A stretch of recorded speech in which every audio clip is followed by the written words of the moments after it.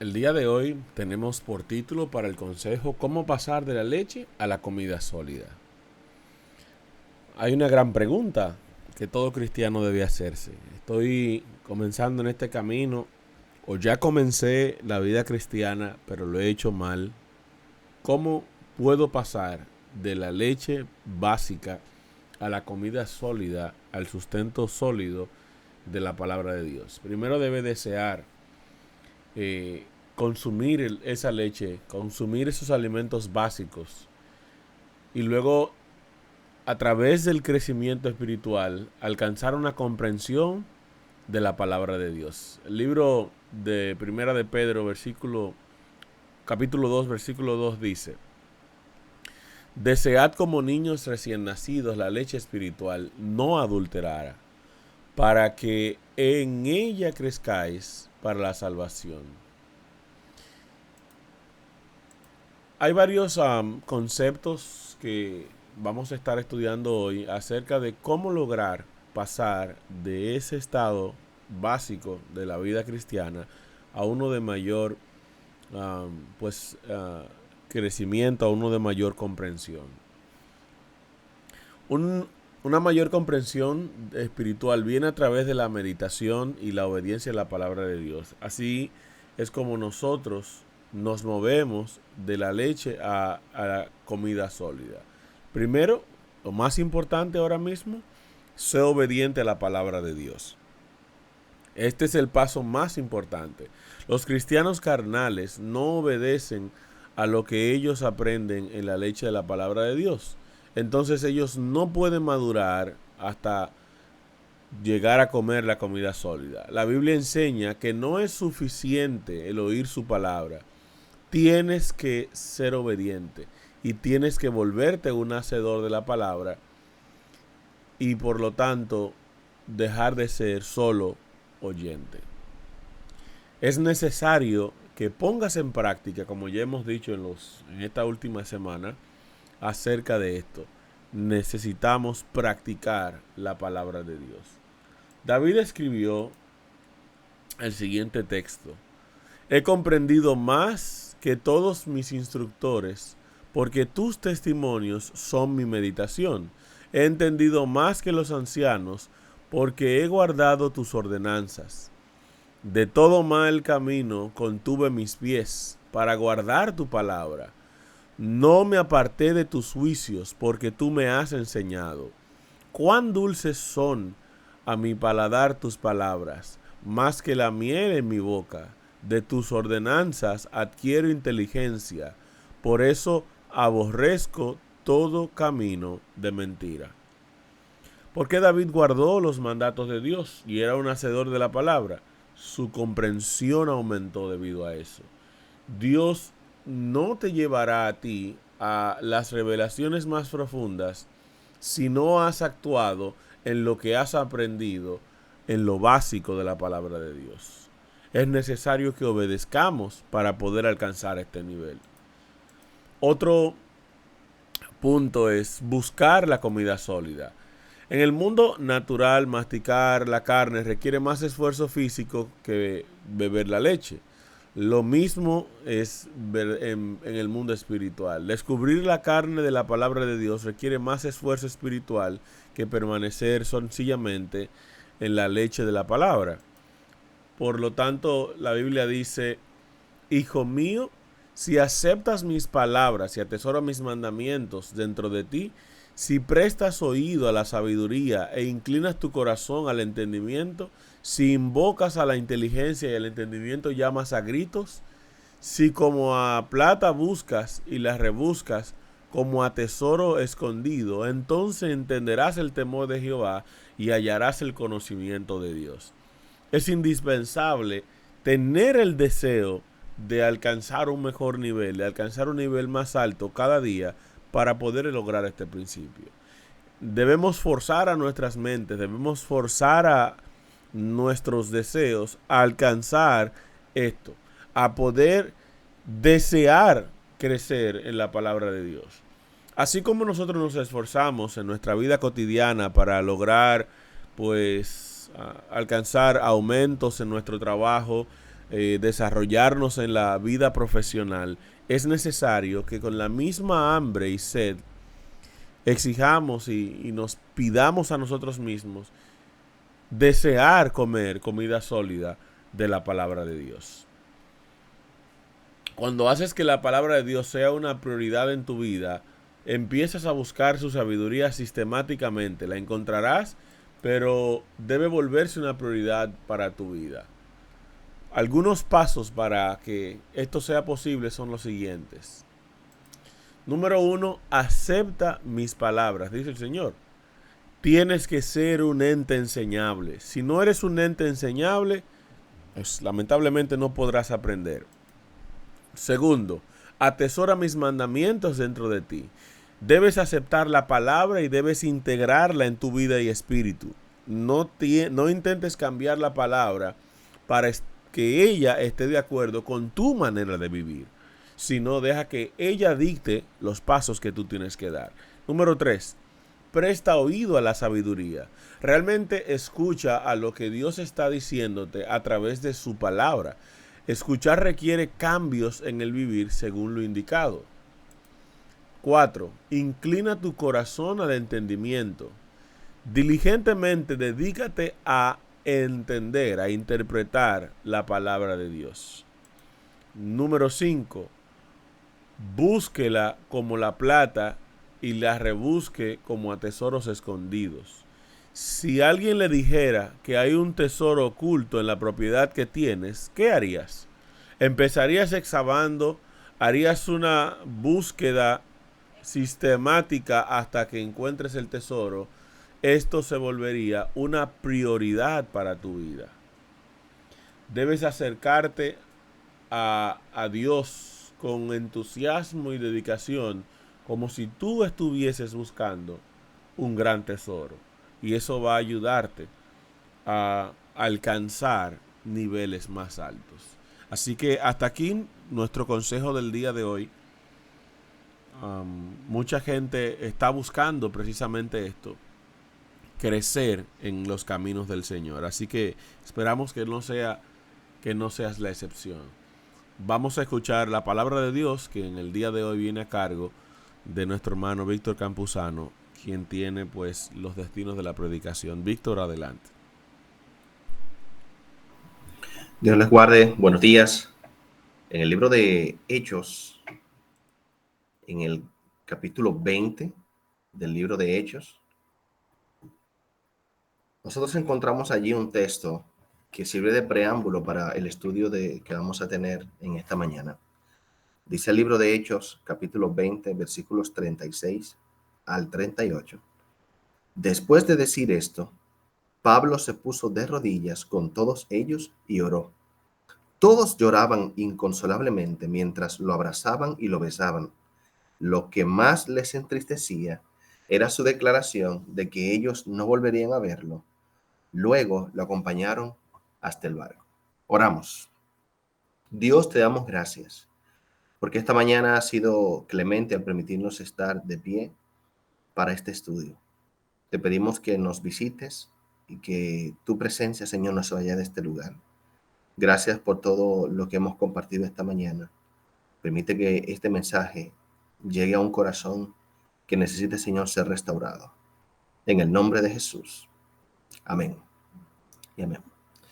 Si bien comenzamos con el final del capítulo anterior en el libro de Hechos, lo cierto es que es menester comenzar así porque hay que visualizar lo que está pasando con Pablo. Pablo, ya estamos en el final de su tercer viaje. De hecho, en el capítulo 20 es como el cierre de ese tercer viaje y luego entonces él parte hacia Jerusalén.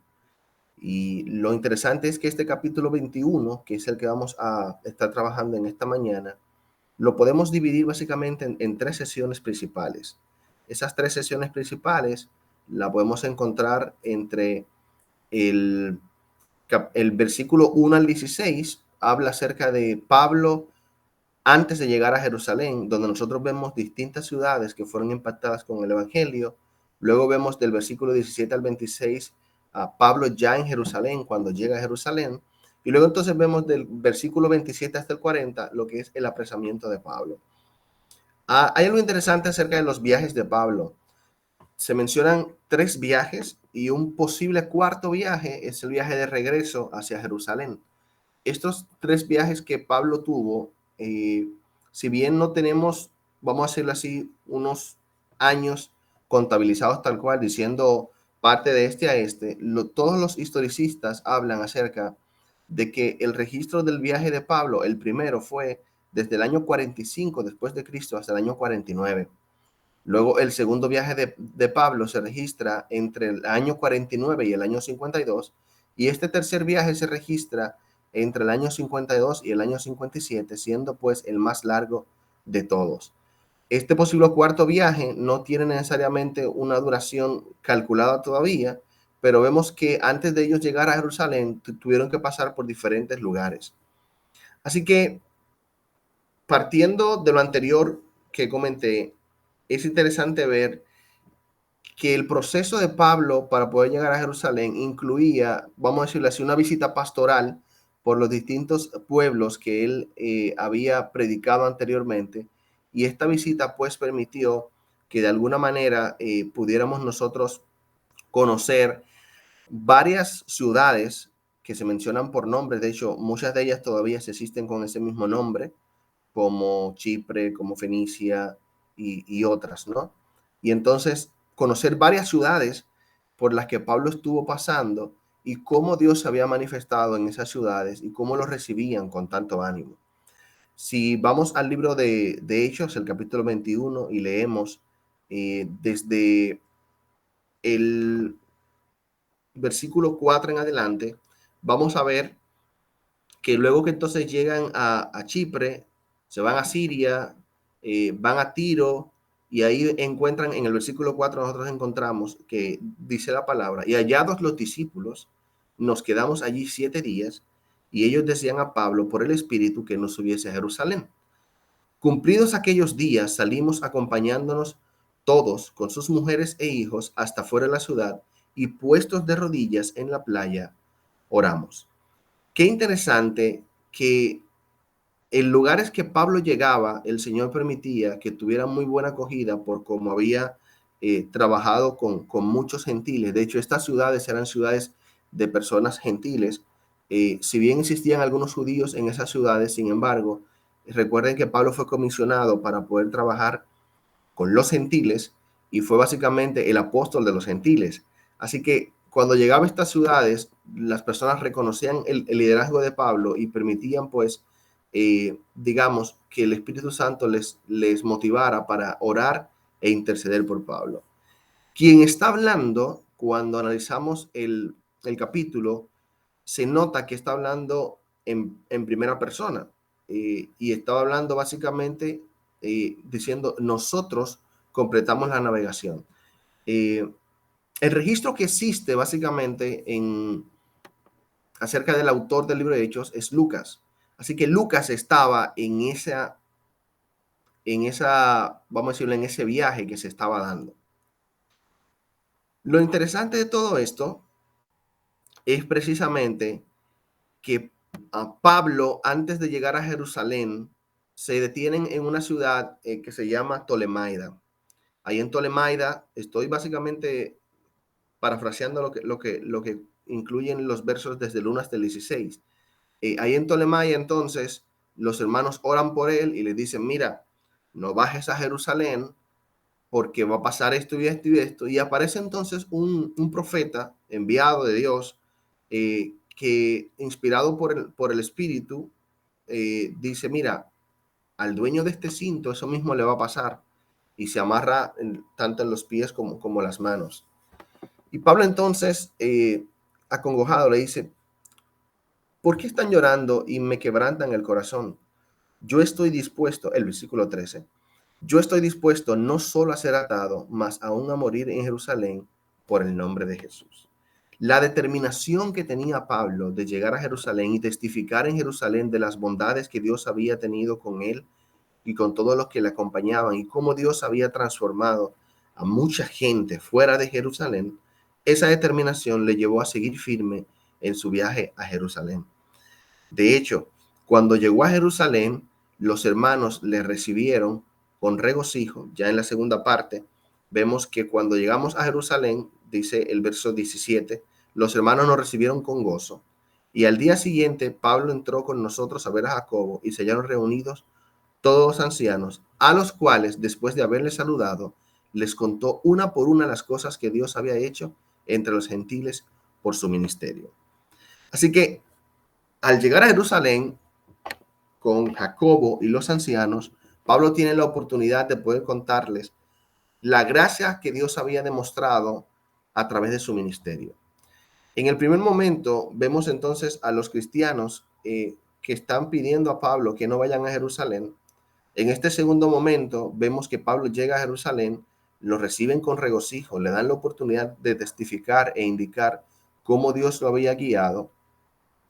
Y aquí podemos encontrar también un dato interesante, y es que la falsa acusación que le hacen a Pablo acerca de la circuncisión y los gentiles, esto fue parte del proceso de acusación de unos judíos que venían de Asia y pues lamentablemente apresaron a Pablo luego de este proceso. Lo cierto es que hay un episodio que es transversal en este capítulo. Y ese episodio lo que nos sugiere es que probablemente Pablo haya cometido un error al aceptar lo que los ancianos le estaban proponiendo. Vamos a ir allí al libro de Hechos. Vamos al libro de Hechos desde el versículo 20. Estamos en el segundo momento de este capítulo. Recuerden, tenemos 3 momentos. Ya vimos el primer momento cuando Pablo pasa por diferentes ciudades. Luego entonces estamos viendo el segundo momento, que es cuando Pablo se encuentra con los ancianos en Jerusalén. Y entonces luego viene este proceso que vamos a ver ahora. Pablo, en el versículo 20 leemos allí, cuando ellos lo oyeron, glorificaron a Dios y le dijeron, ya ves, hermano, cuántos millares de judíos que han creído y todos son celosos por la ley. Pero se les ha informado en cuanto a ti, y aquí viene lo de la falsa acusación, que enseñas a todos los judíos que están entre los gentiles a apostatar de Moisés, diciéndoles que no circunciden a sus hijos ni observen las costumbres. ¿Qué hay pues? La multitud se reunirá de cierto porque oirán que has venido. Ellos estaban advirtiéndole a Pablo, mira, la gente viene y se va a reunir y te quiere escuchar. Sin embargo, le hicieron una propuesta indecente y Pablo cayó en su trampa. Dice allí en el verso 17, haz pues esto que te decimos. Hay entre nosotros 4 hombres que tienen obligación de cumplir voto. Tómalos contigo, purifícate con ellos y paga sus gastos para que se rasuren la cabeza. Y todos comprenderán que no hay nada de lo que se les informó acerca de ti, sino que tú también andas ordenadamente guardando la ley. Pero en cuanto a los gentiles que han creído, nosotros les hemos escrito determinando que no guarden nada de esto, solamente que se abstengan de lo sacrificado a los ídolos, de sangre, de ahogado y de fornicación. Entonces Pablo tomó consigo a aquellos hombres y al día siguiente, habiéndose purificado con ellos, entró en el templo para anunciar el cumplimiento de los días de purificación, cuando había de presentarse la ofrenda por cada uno de ellos. ¿Qué pasó acá? Existía un proceso de voto para un grupo de hombres que eran nazareos. Si ustedes recordarán, nazareos vamos a encontrar en la Biblia de manera explícita, así vamos a encontrar a un Sansón, vamos a encontrar a un Sansón que es básicamente el más conocido de todos. ¿Y qué es esto del nazareato? Si vamos al libro de Números, nosotros vamos a encontrar que hay una regla básicamente para este voto. Cuando una persona, el proceso de un nazareo era apartarlo para Dios. Era cuando iniciaba ese proceso, vamos a decirlo así, de santificación para Dios, y era básicamente dedicado por un tiempo a Dios, y en ese tiempo no podía cortarse el pelo, no podía beber vino ni sidra, no podía hacer un sinnúmero de cosas, no podía tocar los cuerpos muertos, no podía ser un sinnúmero de detalles que encontramos en el libro de Números, el capítulo 6. Esta propuesta que le hicieron a Pablo ciertamente podría demostrar que Pablo guardaba la ley. Sin embargo, esto le fue contado como una intransigencia. O sea, el hecho de Pablo haber aceptado la propuesta que le estaban haciendo de él purificarse junto con estos hombres era para determinar que Pablo, o para mostrar al pueblo que Pablo sí cumplía la ley. Esta ley del Nazareato era parte de las leyes de Moisés que Pablo había declarado junto a otros apóstoles que no era necesario que los gentiles la siguieran, porque era una ley, vamos a decirlo así, ceremonial. No era una ley establecida, no era una ley de salud tal cual, sino que era una ley ceremonial. Este mismo Jacobo, quien hace la referencia o la petición a Pablo, lo vemos en el capítulo 15 cuando dirige el concilio de Jerusalén. En el capítulo 15 entonces lo vemos al mismo Jacobo, que para mi sorpresa y a través del estudio que hemos tenido, en Hechos se mencionan a dos Jacobos. Y esos dos Jacobos, uno es el hermano de Juan, que fue asesinado en los primeros capítulos del libro de Hechos, vemos cómo fue asesinado, y el hermano de Jesús, que es este Jacobo, que dirigió el concilio y quien escribió el libro de Santiago. Entonces, este mismo Jacobo, que en el concilio de Jerusalén estaba indicando que los gentiles no debían seguir estas leyes, es el mismo Jacobo que para supuestamente el bien de Pablo le dice, mira, tenemos estos hombres que deben cumplir su voto. Paga tú el requisito, la multa que hay que pagar, ¿verdad? Para el tema de los votos, para que se puedan rasurar y se preparen y se purifiquen. Y entonces así le muestras al pueblo, que va a estar alborotado ciertamente, le muestras al pueblo que tú sigues la ley. Lo que Pablo enseñaba realmente era, en cuanto a la salvación, que ni la circuncisión ni la incircuncisión significaban nada, ya que tanto los judíos como los gentiles eran igualmente salvos por la fe en Jesucristo, como podemos evidenciarlo en Romanos 2, 28 y 29, Gálatas 5, 6 y Colosenses 3, 11.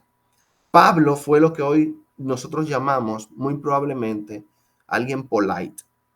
El término polite o políticamente correcto fue lo que Pablo aplicó en esa circunstancia, pero lamentablemente fue un craso error. Fue un error ya que suponía que él aprobaba los motivos legalistas que estaban detrás de esa propuesta. Era una propuesta legalista, le estaban diciendo, mira, tú vienes de predicar a los gentiles, pero tú eres judío. Demuéstrale a esta gente que tú eres judío y que tú guardas la ley. Pero ese proceso que estuvo realizando Pablo al aceptar esa propuesta, eso era una propuesta legalista, porque le estaban diciendo, mira, nosotros los judíos hacemos esto así, demuestra que tú eres judío. La implicación de esa actitud era exactamente a lo que el apóstol Pablo trató vigorosamente de oponerse en varias ocasiones. Él decía que no podían haber dos evangelios. Y lo que los judíos establecían justamente es que los judíos se tratan de una forma y los gentiles de otra. Decía justamente que la implicación de esa actitud era exactamente a lo que el apóstol trató vigorosamente de oponerse, que había dos evangelios, uno para los gentiles, de la salvación por la fe, y otro para los judíos, que era por la salvación por las obras. Nunca fue la idea de Pablo justificar eso, y nunca lo hizo. Dice el libro Hechos de los Apóstoles, escrito por la escritora Elena de White, en el capítulo, en la página 324, allí dice que Pablo no estaba autorizado por Dios para concederle tanto lo que ellos pedían. O sea, literalmente Pablo, queriendo ser correcto, traspasó más allá de lo que debía. Y justamente vamos a leer algunos textos de este libro, Hechos de los Apóstoles, escrito por Elena de White, donde nosotros vamos a poder evidenciar un poco más lo que estaba pasando con Pablo. Dice la página 324 del libro Hechos de los Apóstoles, dice, los hermanos esperaban que Pablo, al seguir el proceder aconsejado, pudiera contradecir en forma decisiva los falsos informes concernientes a él. Le aseguraron que la decisión del concilio anterior respecto a los conversos gentiles y a la ley ceremonial estaba todavía en vigencia, pero el consejo que le daban ahora no estaba de acuerdo con aquella decisión. El Espíritu de Dios no había sugerido esta instrucción. Era el fruto de la cobardía. Los dirigentes de la iglesia de Jerusalén sabían que por no conformarse a la ley ceremonial, los cristianos se acarrearían el odio de los judíos y se expondrían a la persecución. Pablo comprendía que mientras muchos de los miembros dirigentes de la iglesia de Jerusalén continuaran abrigando prejuicios contra él, tratarían constantemente de contrarrestar su influencia. Tenía la impresión de que si por alguna concesión razonable, aquí viene lo de ser políticamente correcto, tenía la impresión de que si por alguna concesión razonable pudiera ganarlos a la verdad, él podría quitar un gran obstáculo para el éxito del evangelio en otros lugares, pero no estaba autorizado por Dios para concederles tanto como ellos pedían. Cuando pensamos en el gran deseo que tenía Pablo de estar en armonía con sus hermanos, en su ternura por los débiles en la fe, en su reverencia por los apóstoles que habían estado con Cristo y hacia Santiago, el hermano del Señor, y en su propósito de llegar a hacer todo para todos, siempre que esto no le obligara a sacrificar sus principios, no nos sorprende tanto que se sintiese constreñido a desviarse del curso firme y decidido que hasta ese entonces había seguido. Pero en vez de lograr, escuchen qué interesante, en vez de lograr el propósito deseado, sus esfuerzos de conciliación solamente precipitaron la crisis, apresuraron sus predichos sufrimientos y le separaron de sus hermanos, de modo que la iglesia quedó privada de uno de sus más fuertes pilares y los corazones cristianos de todas partes se llenaron de tristeza.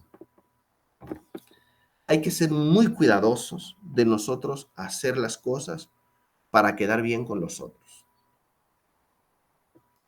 Fíjense que esta muestra que nosotros tenemos en el libro de Hechos, capítulo 21, donde Pablo se lleva del consejo de los ancianos en Jerusalén, lo que nos muestra es que Pablo era humano. Pablo cometió errores. Y esos errores, lamentablemente, como este, lo llevaron a tener que sufrir más de la cuenta y más rápido. O sea, el sufrimiento que Pablo debía pasar en Jerusalén, si no fuese por eso, hubiese sido un poquito más retardado. ¿Y por qué lo menciono? Bueno, cuando nosotros vemos el proceso de purificación implicaba que la persona que iba a ser purificada tuviera que estar 7 días en el templo en el proceso de entrada y salida. La exposición que Pablo tuvo en Jerusalén de manera apresurada, lamentablemente, pues acarrió que lo apresaran mucho más temprano. De hecho, como él tenía que hacer ese proceso de purificación, tenía que estar entrando y saliendo del templo y estaban en el proceso de las fiestas. Venían miles de personas de diferentes lugares al tema de las fiestas. Y entonces, como Pablo se expuso de tal forma que tenía que hacer el proceso de purificación durante 7 días, muy probablemente durante ese tiempo la gente no se percató de quién era Pablo. Sin embargo, que es justamente parte del siguiente momento, llegaron entonces unos judíos que venían de Asia, y esos judíos reconocieron a Pablo. Y nosotros vamos a encontrar allí en el versículo 27 hasta el 40, cómo estos hombres literalmente, vamos a decirlo así, endemoniados, porque literalmente su expresión fue una expresión como endemoniada, comenzaron a gritar a los judíos que le ayudasen a apresar a Pablo, que era este hombre quien estaba alborotando y quien estaba haciendo y quien estaba profanando el templo. Pues ciertamente las decisiones que nosotros tomamos de manera apresurada pueden acarrearnos situaciones que nosotros no podemos controlar. La acusación a Pablo de entrar a un extranjero al atrio interior era una acusación grave. Realmente no hay una evidencia de que él haya entrado al templo con este invitado que se llamaba Trófimo. Pero esta acusación era una acusación seria. Tan celosos eran los judíos de no permitir que los extranjeros entraran a los atrios del templo, ¿verdad? O al templo, que en el muro que separaba el patio exterior del interior había carteles en griego y en latín que les advertían a los visitantes gentiles que no avanzaran más, porque de lo contrario serían personalmente responsables de su muerte subsiguiente. O sea, era una condenación de muerte que los extranjeros traspasaran lo que es los atrios siquiera del templo. Así que ya en el tercer momento, llegando ya al final de esta disertación, vemos cómo lamentablemente el proceso de apresamiento de Pablo se acelera. Y se acelera por la mala decisión que tomó Pablo, dejándose guiar del consejo de, de los ancianos y de Jacobo. Lo cierto es que a pesar de nuestras imprecisiones en las decisiones que nosotros tomamos, Dios nunca nos abandona. Y así que el Señor le confirmó a Pablo y le dijo, mira, así como has testificado en Jerusalén, yo quiero que también tú testifiques en Roma. Y su destino realmente era Roma. Luego en los capítulos siguientes vamos a ver los distintos eventos que se dan y cómo el Señor guía a Pablo durante este proceso protegiéndolo. Debemos ser cuidadosos y debemos cuidarnos de ser partícipes de los falsos rumores. El chisme es una de las herramientas más eficaces de Satanás para crear una imagen incorrecta hacia una persona. Este capítulo, como decía, nos muestra que Pablo era un ser humano, que era capaz de cometer errores y de equivocarse. Pero sin embargo, al final, el capítulo también nos muestra que Dios siempre está preocupado por sus hijos y nunca los desampara. Durante el cierre de este capítulo, nosotros vamos a encontrar cómo la bondad de Dios se manifestó al cuidar a Pablo. Cuando ya la gente lo iba a linchar, llegó entonces el tribuno con un conjunto de soldados y lo pudo sacar de ese linchamiento. El tribuno fue vamos a decirlo así, un tipo de salvador que llegó para Pablo en ese momento. Yo creo que Dios siempre está pendiente de nuestras situaciones y Él nunca nos abandona.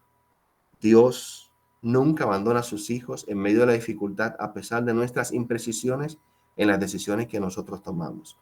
Dios libró a Pablo de la muerte en Jerusalén, así como quiere librarnos hoy de la muerte, porque el perseguidor está constantemente creando situaciones que buscan envolvernos para tomar malas decisiones y apresurar aquello que, si bien no todos estamos destinados a sufrir, muy probablemente nosotros tengamos que pasar. Debemos ser cuidadosos al intentar ser políticamente correctos, porque es preferible servir a Dios antes que a los hombres. Vamos a orar. Dios, te agradezco la oportunidad que nos das de compartir tu palabra. Al cierre, Señor, queremos pedirte que tu Espíritu Santo sea nuestro guía. Que, oh Señor, nos permitas tomar las mejores decisiones. Tú sabes, Señor, lo necesario que es que podamos estar de tu lado. El enemigo, Señor, siempre disfraza algunas cosas que tenemos que decidir y las pone, Señor, de una manera que nos haga creer que estamos haciendo lo correcto.